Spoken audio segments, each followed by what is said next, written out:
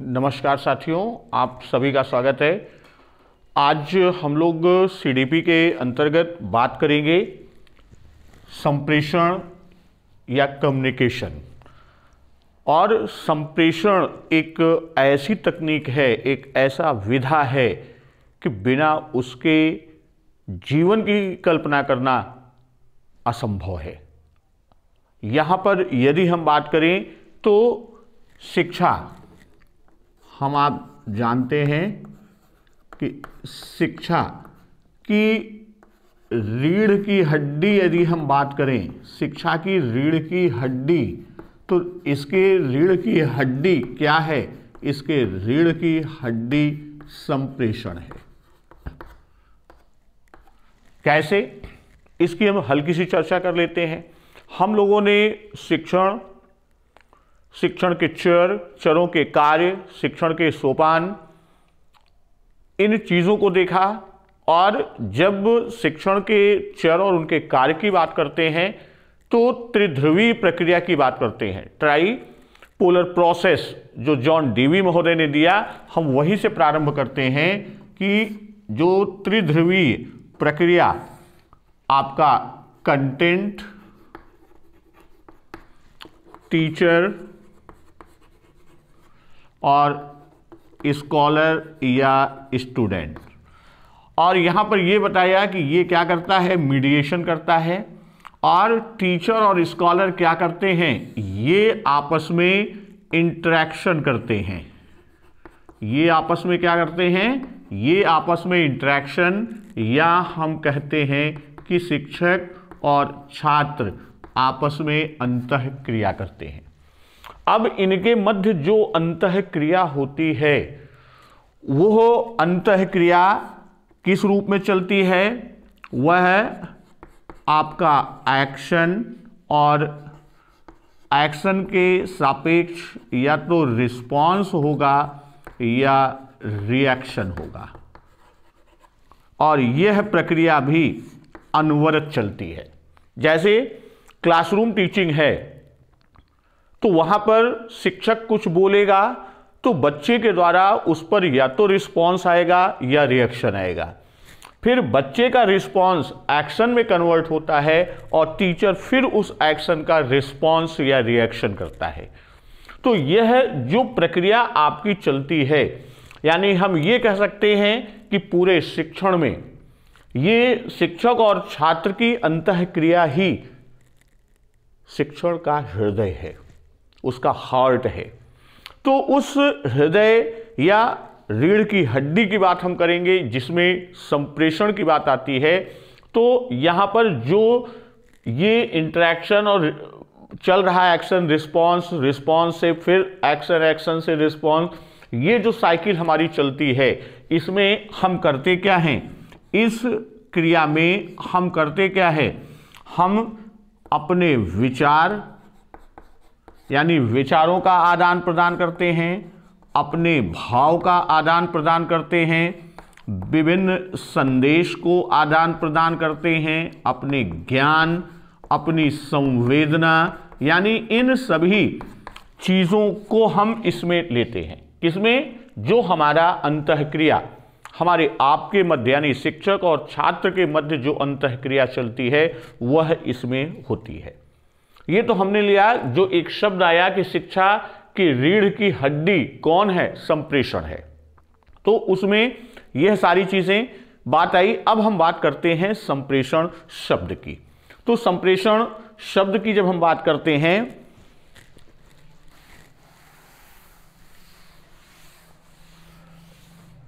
तो संप्रेषण में ये संप्रेषण शब्द आपका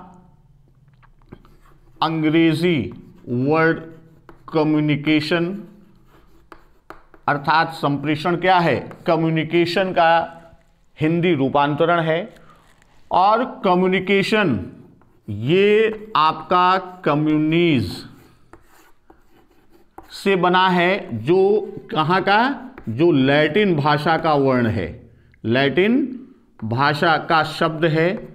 और इस कम्युनिज की बात हम करते हैं, जो हम बात करते हैं कम्युनिज, या इसका प्रोनाउंसिएशन कहीं कहीं जाके स्थान पर सा कम्युनिस्ट कहते हैं, तो इसका जो साधारण अर्थ निकलता है वह इसका अर्थ होता है कॉमन या सामान्य। अब यहां पर जो कॉमन या सामान्य की बात हम करते हैं तो वहां पर इस तरह से इसको सामान्य अर्थ, यदि हम संप्रेषण के सामान्य अर्थ की बात करते हैं तो जो सामान्य अर्थ निकलता है कि संप्रेषण है क्या, वह एक प्रक्रिया है। क्यों? क्योंकि अभी हम लोगों ने देखा था कि जो ट्राइपॉल की बात किया था, ये हमारा चलता है एक्शन रिस्पॉन्स रिस्पॉन्स एक्शन, तो यहां पर क्या होता है, ये एक पूरी साइकिल है, एक प्रोसेस है। तो यहां संप्रेषण क्या है, एक ऐसी प्रक्रिया, प्रक्रिया ही नहीं बल्कि एक ऐसी प्रक्रिया है जिसमें व्यक्ति परस्पर सामान्य अवबोध के आधार पर, जो उसके सामान्य अवबोधन होता है, उस सामान्य अवबोध के आधार पर या के माध्यम से वो क्या करता है, आदान प्रदान करने का प्रयास करता है। और वह आदान प्रदान क्या क्या होता है, विचारों का, अभिवृत्तियों का, संवेदनाओं का, सूचनाओं का, अपने ज्ञान का, या अपनी बात को दूसरों तक पहुंचाने में वो आदान प्रदान करता है, विचारों का विनिमय करता है या उसे प्रेषित करने में करता है। तो यहां ये एक सामान्य परिभाषा हुई। तो इस तरह हम ये कह सकते हैं कि संप्रेषण क्या है, सूचनाओं तथा विचारों के आदान प्रदान की प्रक्रिया है। संप्रेषण क्या है, विचारों या सूचनाओं, विचारों या सूचनाओं के आदान प्रदान की प्रक्रिया, आदान प्रदान की प्रक्रिया है। क्या है, संप्रेषण, आदान प्रदान किसका, विचारों या सूचनाओं के आदान प्रदान की प्रक्रिया।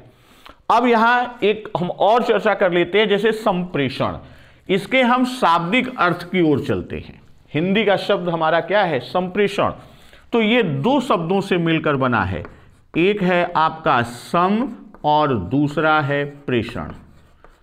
सम का मतलब समान और प्रेषण का मतलब प्रेषित करना, भेजना, प्रेषित करना या भेजना। तो इस आधार पर हम ये कह सकते हैं, इन शाब्दिक खंडों के आधार पर जो इसका अर्थ निकल रहा है कि इसमें, अब यहां विनिमय की बात किया तो विनिमय में दो लोगों का होना आवश्यक है, अर्थात एक देने वाला होगा, एक कौन होगा, एक दाता होगा और दूसरा ग्राही होगा, सेंडर और रिसीवर। तो अब यहां पर वो क्या होता है, इनके मध्य समान प्रेषण, यानी दाता ग्राही को देगा और ग्राही दाता को उसी समानता में वह आदान प्रदान करता रहता है, वही क्या है, संप्रेषण है। ये तो हमने एक सामान्य अर्थ की बात किया, किसकी, संप्रेषण की। अब हम बात करते हैं संप्रेषण की एक दो परिभाषाओं की चर्चा करते हैं। यहां मौखिक तौर पे परिभाषाएं आपको बता रहा हूं। जैसा मैंने बताया था कि आप टेलीग्राम चैनल पर दिनेश सर जैसे ही सर्च करेंगे आपको मिलेगा, आप उस चैनल से जुड़ जाइए। वहाँ पर आपको इसकी शॉर्ट नोट्स, जैसे शिक्षा शिक्षण की मैंने अपलोड कर दिया है और टीचिंग मेथड्स की कर दिया है। कल आपको टीचिंग मैगजीन्स का भी मिल जाएगा और कम्युनिकेशन का भी मिल जाएगा। तो यहाँ परिभाषाएं लिखकर टाइम किल नहीं करूँगा, समय नष्ट नहीं, सीधे परिभाषाओं की चर्चा करके उस पर मुख्य बिंदुओं को फोकस कर देता हूँ। जैसे चलिए हम पहली परिभाषा किसकी लेते हैं, एंडरसन की, कि संप्रेषण एक गत्यात्मक प्रक्रिया है। संप्रेषण क्या है, इन्होंने कहा कि संप्रेषण क्या है, एक प्रक्रिया है और यह प्रक्रिया कैसी है, यह प्रक्रिया गत्यात्मक है।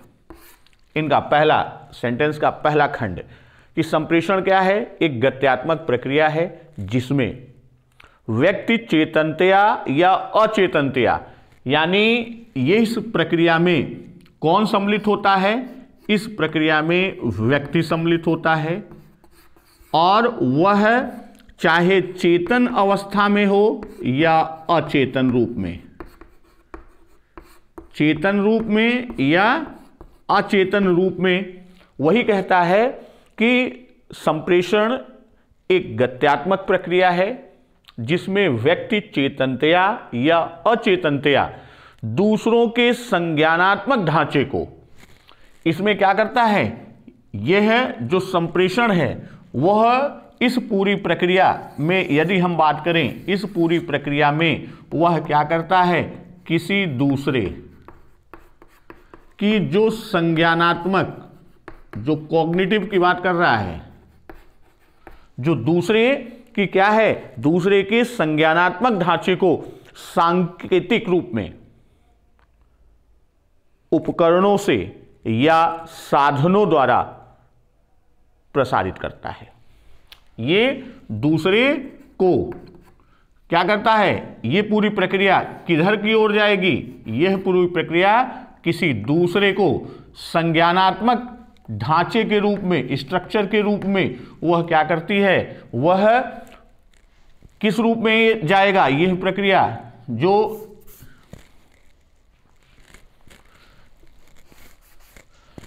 यह प्रक्रिया जो दूसरे के पास जा रही है वह यहां से चलेगी किस रूप में, चाहे वह सांकेतिक हो।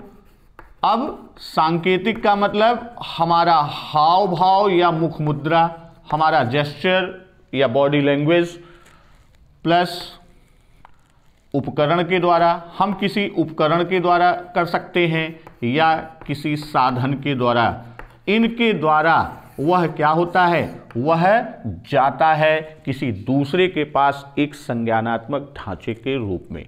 यह परिभाषा किसकी है, ये एंडरसन की परिभाषा।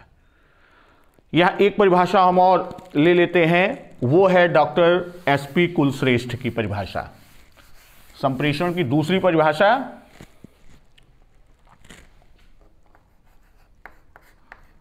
डॉक्टर एसपी कुलश्रेष्ठ,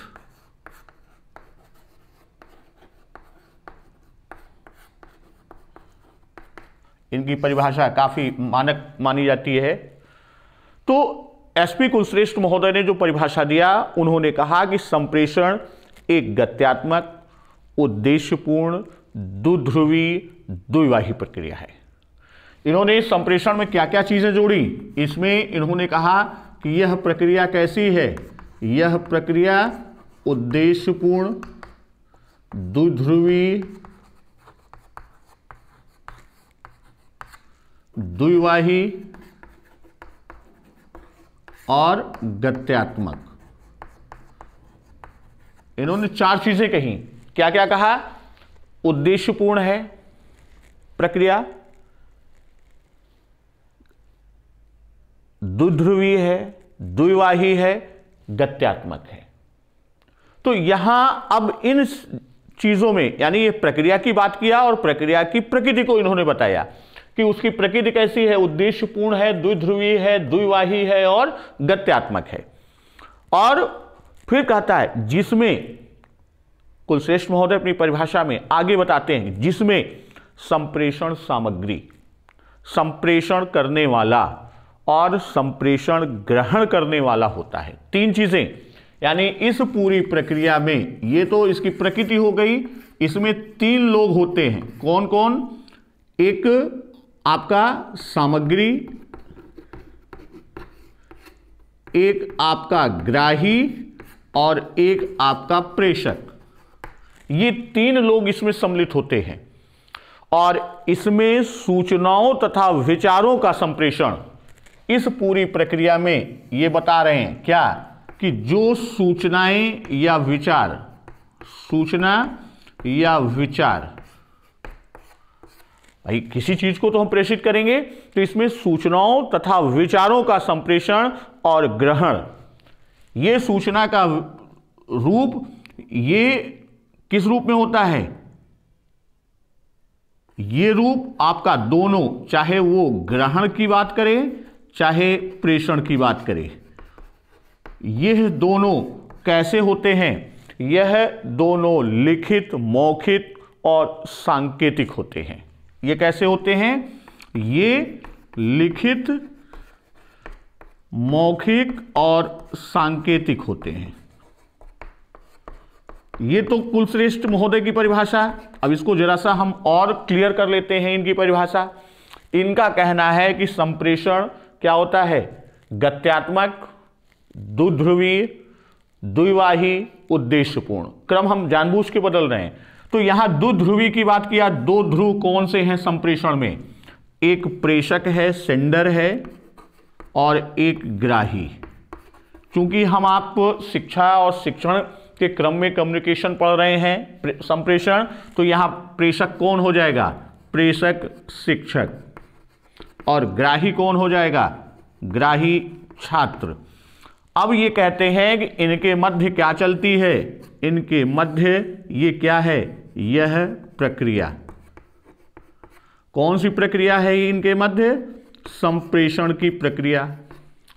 तो वही कहते हैं कि संप्रेषण, अब यह प्रक्रिया, इसमें द्विध्रुवी, दो ध्रुव हो गए भाई, दो ध्रुव बाइपोलर हो गया। अब द्विवाही की बात कर रहा है, टू वे की बात कर रहा है। एक तो इधर से जा रहा है, अगर आप देखिए तो यहां ये इधर से क्या हो रहा है? इधर से जा रहा है, और फिर इधर से भी आ रहा है। तो ये क्या हो गया? Two way. जैसे आप रोड पे कहते हैं कि टू वे, तो अब एक तरफ जाने का है, एक तरफ आने का, और वन वे हो जाता है, या तो जाने का रास्ता होगा या आने का। तो यहां टू वे की बात कर रहा है। तो दो ध्रुवी की बात हमने कर दिया, द्विवाही हो गया। और यह प्रक्रिया चूंकि अनवरत दोनों के मध्य क्या होती है? चलती रहती है। तो यह क्या होती है? गत्यात्मकता। यह क्या दिखा रहा है? इसकी गत्यात्मकता। फिर अब यह गत्यात्मकता होगी कब? चलेगी आगे कब? जब यह कैसी प्रक्रिया होगी? यह उद्देश्यपूर्ण होगी, यानी उद्देश्य से युक्त होगी, तो यह प्रक्रिया चलेगी। तो इसमें फिर आगे कहता क्या है कि इसमें तीन चीजें, सामग्री, ग्राही और प्रेषक। तो सामग्री है कौन सी चीजें? इसमें जो हमारा, चाहे वो विचार हो, हम किसकी बात कर रहे हैं? हम बात कर रहे हैं चाहे वो विचार हो, चाहे वो सूचना हो, या हम यूं कह दें कि कोई संदेश हो। फिर सूचना और विचार या संदेश, अब यहां पर ग्रहण या प्रेषण होगा तो तीन तरह से होगा। लिखित तौर पर, जैसे मैं ये आपको लिखित दे रहा हूं, जो पीडीएफ आपके पास जा रही है, वो हमारा एक तरह का सूचना का प्रेषण है, और आपका जो फीडबैक आता है वह हमारे पास उसका रिस्पॉन्स या रिएक्शन आता है।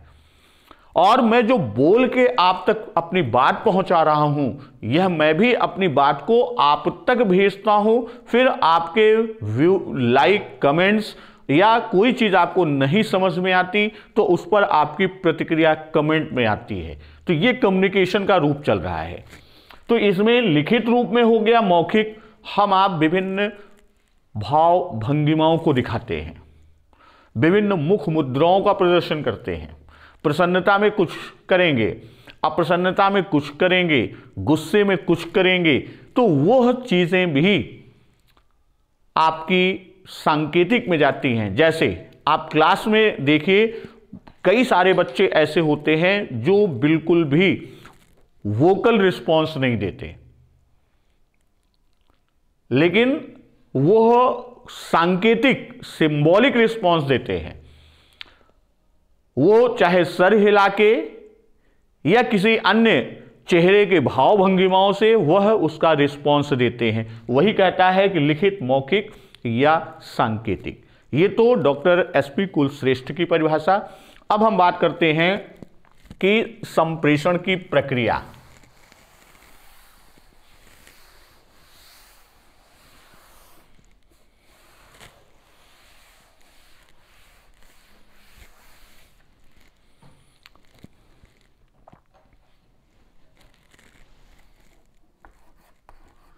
जैसे अभी परिभाषा में और चीज़ों में ये पढ़ा कि संप्रेषण क्या है, एक प्रक्रिया, प्रोसेस है। तो अब हम इसी संप्रेषण प्रक्रिया या कम्युनिकेशन प्रोसेस को देखेंगे कि यह प्रोसेस होता कैसे है। तो सामान्य तौर पर जैसे हम आप कहते हैं कि एक सेंडर होता है, प्रेषक एक सेंडर है भाई, जैसे सेंडर है यहां पर हम उसको मान लेते हैं टीचर है। तो सेंडर करता क्या है, वह अपने जो भी विचार हैं उसे वो क्या करता है, उसे इनकोड करता है, या हम कह दें इनकोडिंग, लिखना, इनकोड करना। और जैसे ही वो इनकोड करता है, उसके इनकोड करने पर वह क्या हो जाता है, वह एक संदेश का रूप ले लेता है। भाई जैसे अब मैं आपको उदाहरण दूं, आपके किसी दोस्त ने आपको मैसेज किया, आजकल तो व्हाट्सएप पे बहुत सारे कॉपी पेस्ट भी होते हैं, बहुत सारे लोग जो हमारे चिन्ह हैं, विराम चिन्ह से लेकर विभिन्न चिन्ह मोबाइल के हैं, उनसे अब वो आपके पास मैसेज आया, आपने देखा, देखते ही आपकी त्योरी चढ़ गई, अरे इसकी इतनी हिम्मत, इसने हमको ऐसे भेज दिया। तुरंत आपके मन में विचार उत्पन्न होगा कि अच्छा मैं इसका रिप्लाई देता हूं। तो जो आपका भाव बना या आपके विचार बना, उन्हीं विचारों को जब आप मैसेज बॉक्स में टाइप करते हैं, तो यानी उसे इनकोड करते हैं, तो वैसे ही वह किसके रूप में आ जाता है, वह मैसेज के रूप में आ जाता है। वह किसके रूप में आ जाएगा, वह मैसेज या संदेश के रूप में आपके सामने आ जाता है। और फिर हम क्या करते हैं, इस मैसेज को किसी न किसी माध्यम से, किसी न किसी माध्यम से हम भेजते हैं, और यह किसके पास जाता है, यह रिसीवर के पास जाता है।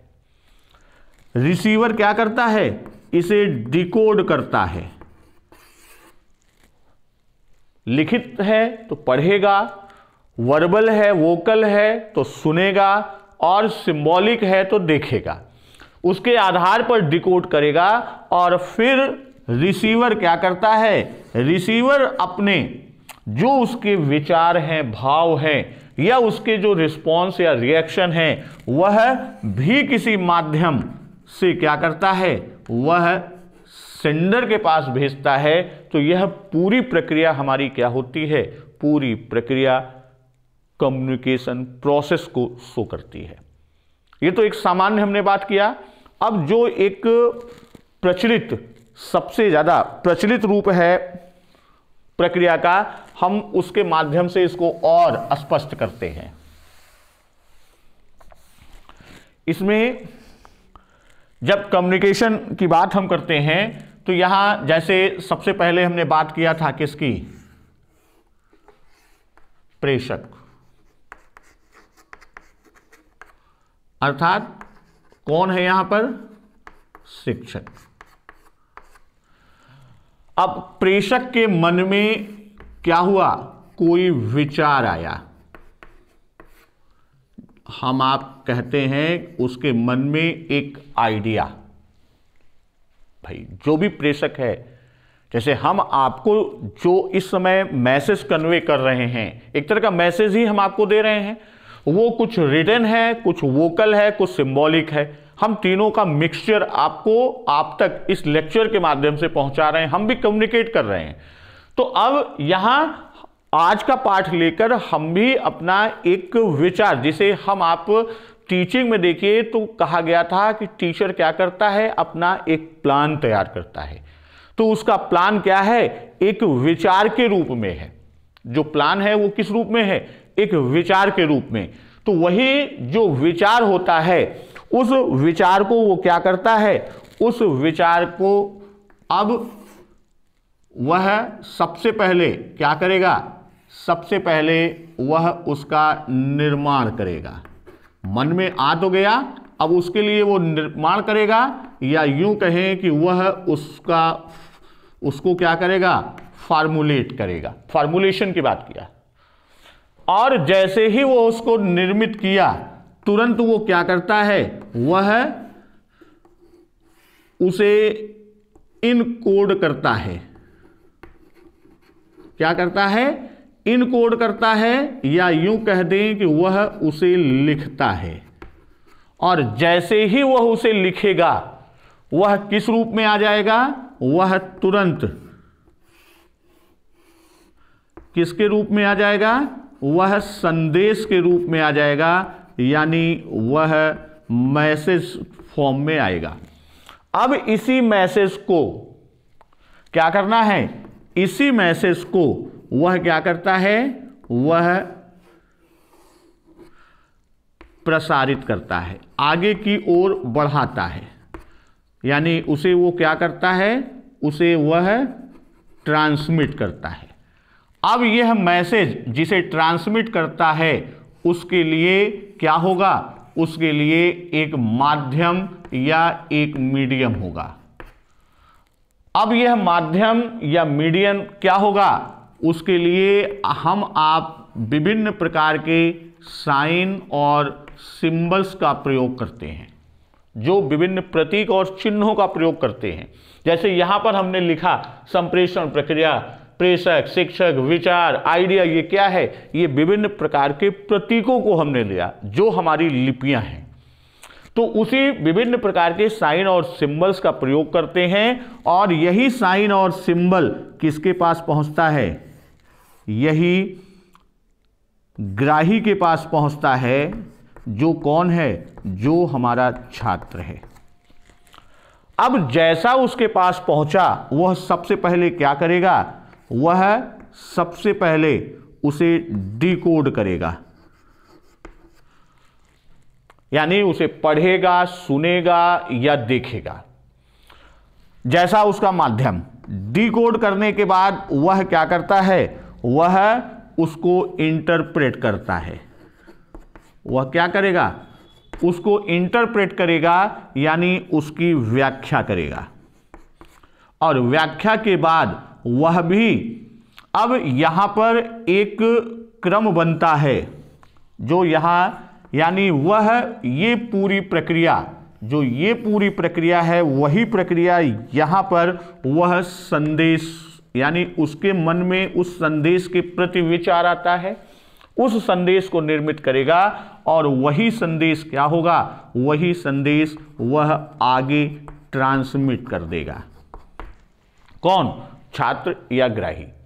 अब ये जो ट्रांसमिट करेगा किसे, इस संदेश को, यह भी विभिन्न किसके द्वारा, साइन और सिंबल, अर्थात माध्यम जिसमें विभिन्न प्रकार के साइन और सिंबल होंगे, और ये कहां जाएगा, ये प्रेषक के पास पहुंचेगा, जो मैसेज भेजा था वहां तक जाएगा। तब यह पूरी प्रक्रिया आपकी संप्रेषण प्रक्रिया होगी। अर्थात जब तक सेंडर के द्वारा भेजा गया संदेश रिसीवर को ना मिल जाए और रिसीवर के द्वारा उसका रिस्पॉन्स या फीडबैक सेंडर को पुनः ना मिल जाए, तब तक संप्रेषण की प्रक्रिया पूर्ण नहीं होती। तो ये थी हमारी क्या, संप्रेषण की प्रक्रिया। अब इसके बाद हम बात करते हैं कि संप्रेषण प्रक्रिया के तत्व, उसके एलिमेंट्स कौन कौन हैं। तो उसके एलिमेंट्स की चर्चा इसी प्रक्रिया में ही हम कर लेते हैं, अलग से लिखने की जरूरत नहीं, नोट्स में आपको अलग से मिल जाएगा। यहां सबसे पहले जो पहला एलिमेंट होता है, हमें कुछ भी भेजना होता है तो उसके लिए हमको संदर्भ की आवश्यकता होती है, कॉन्टेक्स्ट की आवश्यकता है। तो पहला तत्व कौन सा है, संदर्भ, यानी कॉन्टेक्स्ट। जब तक संदर्भ, यानी संप्रेषण के लिए भौतिक संदर्भ की बात करेंगे, फिजिकल कॉन्टेक्स्ट की बात करेंगे, और सामाजिक संदर्भ, समय संदर्भ और मनोवैज्ञानिक संदर्भ। इसमें भी चार संदर्भ में चार संदर्भ आपके आएंगे।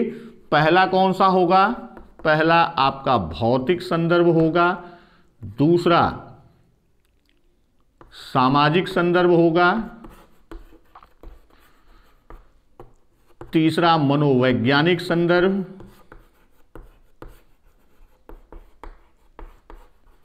और चौथा आपका समय संदर्भ। ये 4 प्रकार के आपके संदर्भ कम्युनिकेशन का सबसे महत्वपूर्ण तत्व होता है। जैसे हम बात करते हैं कि संदर्भ की, तो अब जैसे आप टीचिंग कम्युनिकेशन की बात करते हैं, एजुकेशनल कम्युनिकेशन की बात करते हैं। अब हमारे पास यदि उचित कमरा ना होता, उचित भौतिक परिवेश ना होता, तो हम अपनी बात को उचित तरीके से आप तक न पहुंचा पाते।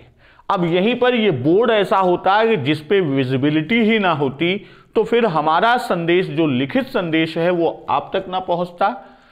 वोकल यानी इसके रिकॉर्डिंग की जो भौतिक संसाधन है वह उचित ना होते तो भी हम ना कर पाते, यानी उसके मेन एलिमेंट्स हैं। फिर सामाजिक संदर्भ की बात करते हैं, तो अब कक्ष के साथ साथ विद्यालय और वातावरण।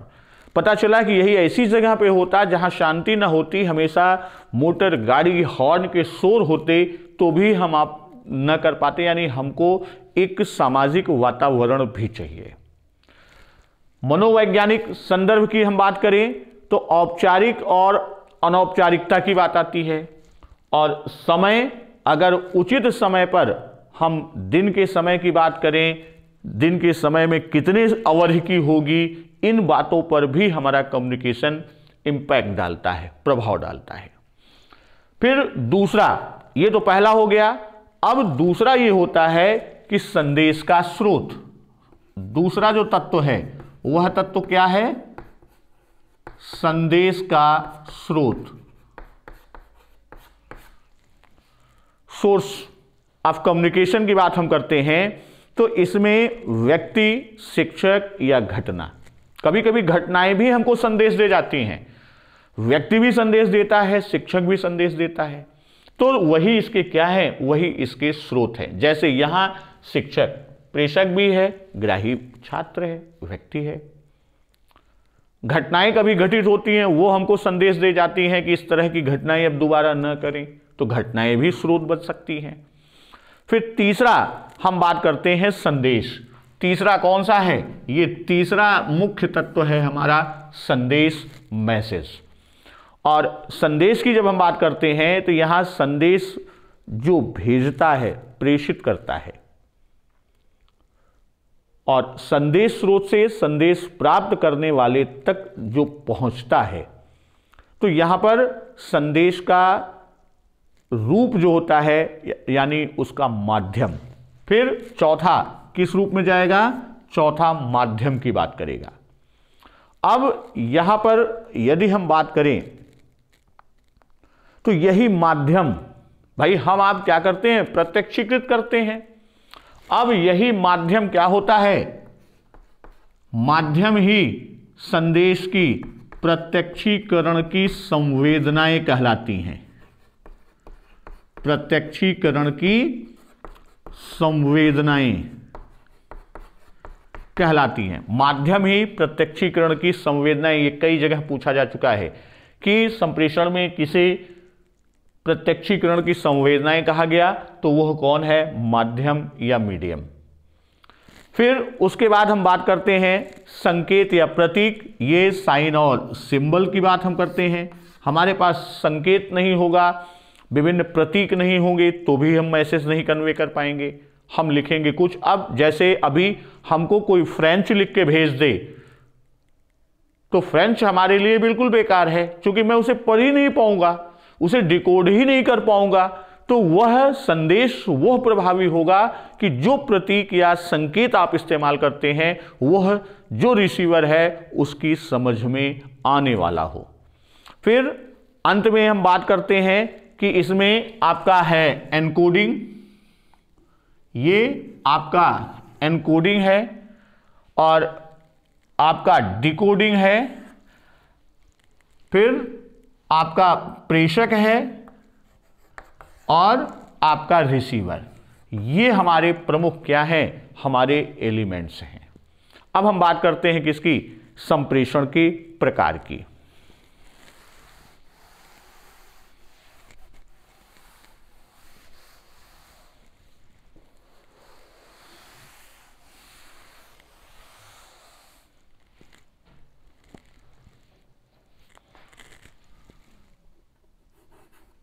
संप्रेषण के प्रकार। अब संप्रेषण के प्रकार की जब हम बात करते हैं तो ये कह सकते हैं कि संप्रेषण को दो आधारों पर हम बांट सकते हैं, एक भाषा के आधार पर और एक वाणी के आधार पर। संप्रेषण के प्रकार में हम ये कह सकते हैं कि हम इसे दो आधारों पर बांट सकते हैं। किस तरह, एक भाषा के आधार पर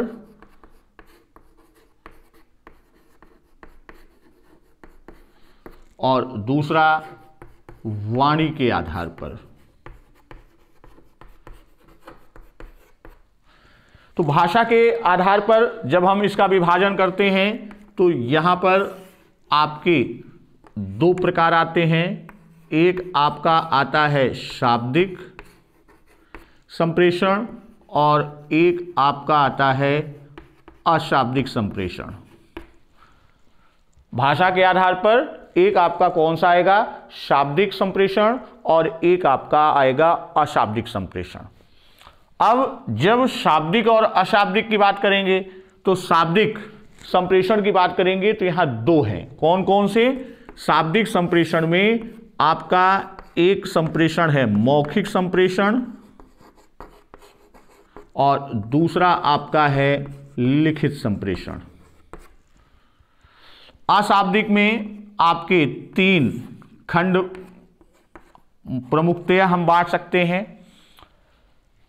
भाई, जिसमें शब्द का प्रयोग यानी भाषा का प्रयोग करना ही नहीं है। तो उसमें कौन कौन से हम जाएंगे, सबसे पहले हम बात करेंगे चक्षु संपर्क। किसका, चक्षु संपर्क। चक्षु माने नेत्र यानी आई कांटेक्ट।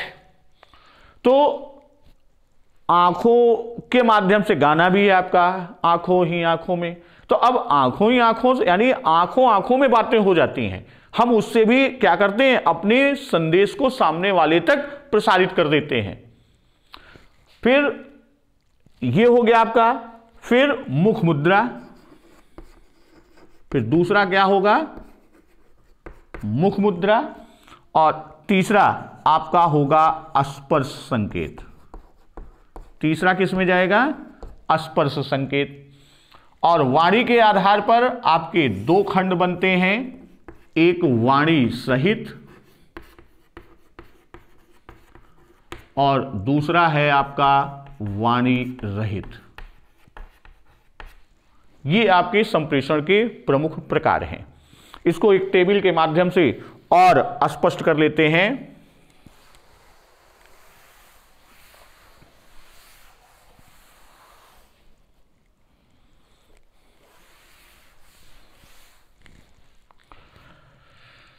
जैसे संप्रेषण,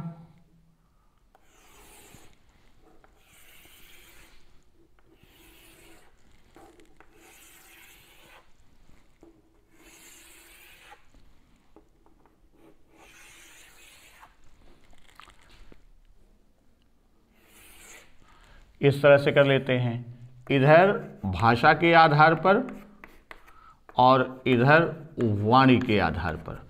वाणी के आधार पर क्या होगा, वाणी सहित और वाणी रहित। भाषा के आधार पर कौन सा हो जाएगा, शाब्दिक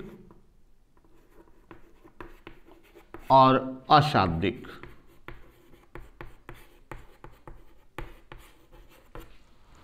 अब यहां पर इस खंड में कौन सा संप्रेषण आएगा, अब यह प्रश्न बनता है। तो इसमें कौन आएगा, शाब्दिक भी होगा, वाणी भी होगा, यानी जितना भी मौखिक संप्रेषण होगा वह पूरा मौखिक संप्रेषण किसमें जाएगा? इस खंड में, यानी मौखिक संप्रेषण शाब्दिक और वाणी सहित होता है।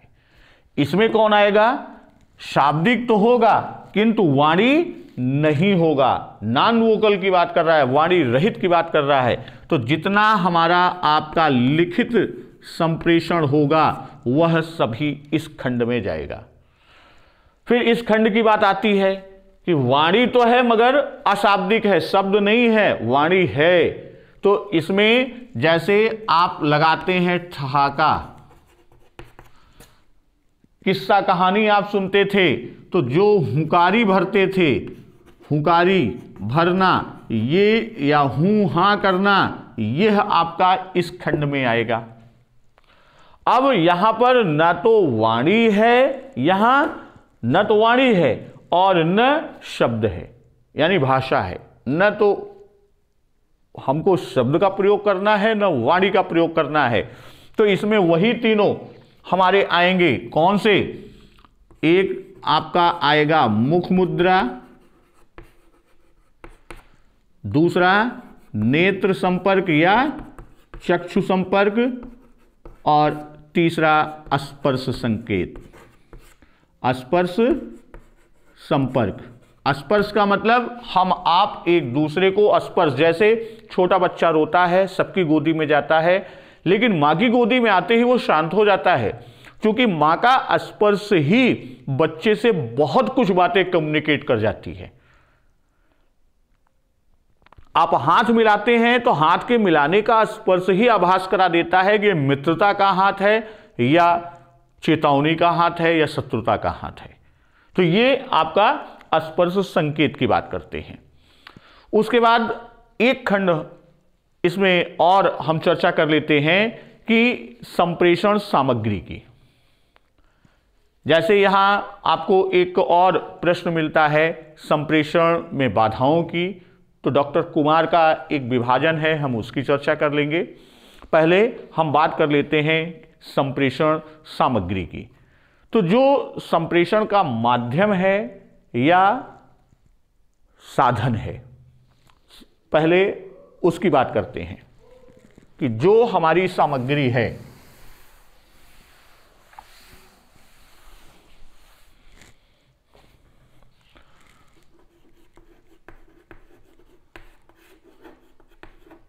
संप्रेषण सामग्री या माध्यम। तो संप्रेषण सामग्री या माध्यम की बात करेंगे तो यहां दो प्रकार का माध्यम आता है आपका। एक आपका माध्यम आएगा कौन सा? एक माध्यम होगा मुद्रित और दूसरा अमुद्रित।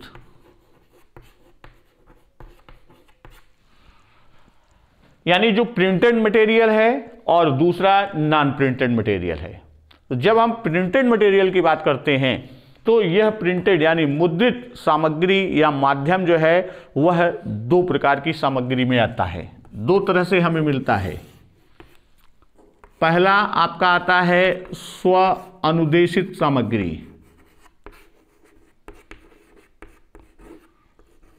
स्व अनुदेशित, और दूसरा अन्य मुद्रित।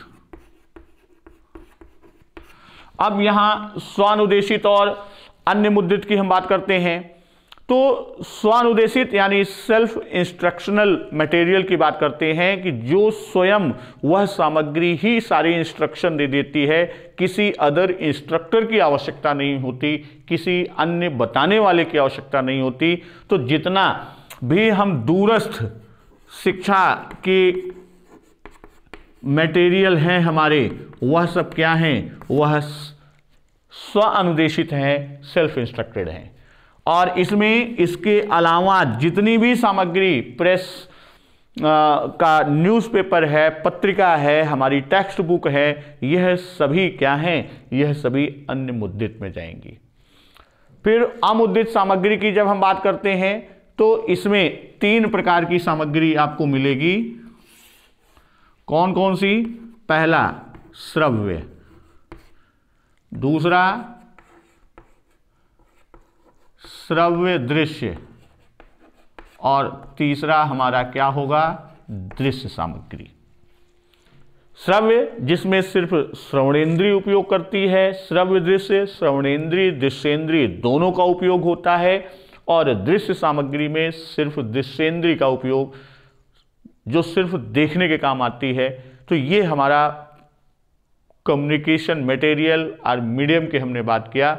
अब हम बात कर लेते हैं कि संप्रेषण में बाधाओं की, और विशेषकर डॉक्टर कुमार ने जो 4 प्रकार की बाधाओं की बात की, जहां से आपके क्वेश्चंस निकलते हैं, हम उन्हीं की चर्चा कर लेते हैं।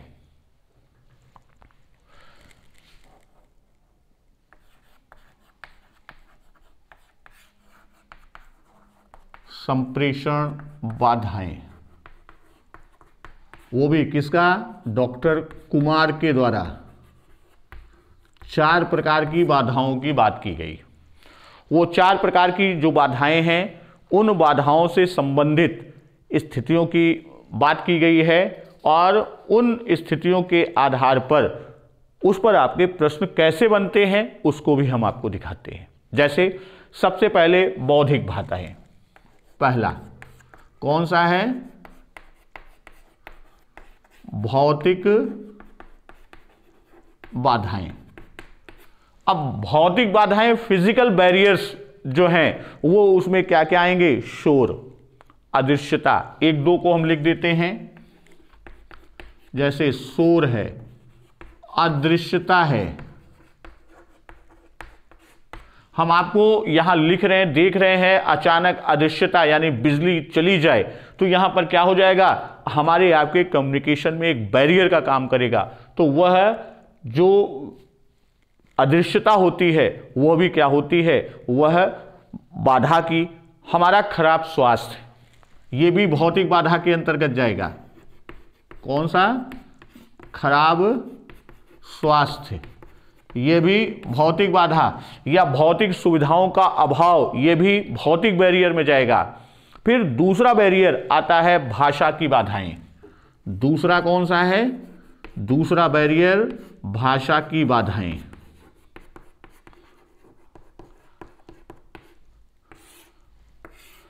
तो भाषा की बाधा की बात जब हम करते हैं, लैंग्वेज बैरियर्स की बात करते हैं, तो सबसे पहले शब्दाडंबर होना, यानी शब्दों का जब हम आडंबर यानी बहुत सारा, एक छोटी सी बात को बहुत लब्बो लुआब के साथ लपेट कर हम बताते हैं, तो वह भी क्या होता है, कम्युनिकेशन बैरियर का काम करता है।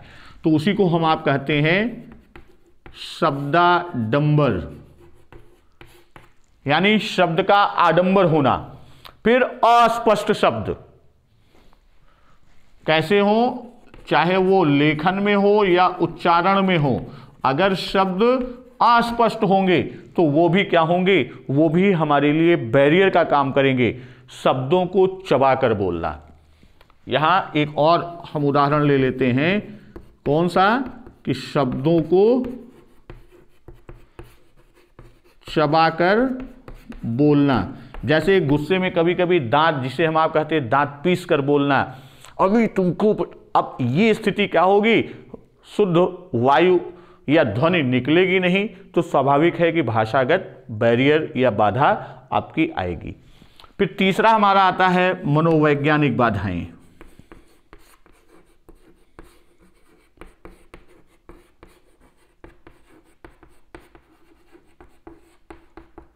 मनोवैज्ञानिक साइकोलॉजिकल बैरियर्स की जब हम बात करते हैं, तो साइकोलॉजिकल बैरियर्स के क्रम में जितनी भी हमारी साइकोलॉजिकल रूप होगी, जैसे सबसे पहली चीज, हमको किसी के बारे में अगर कोई पूर्वाग्रह हो गया तो लाख कोई हमें समझाए फिर वो चीज़ समझ में नहीं आती, तो वह मनोवैज्ञानिक बैरियर यानी बाधा होती है।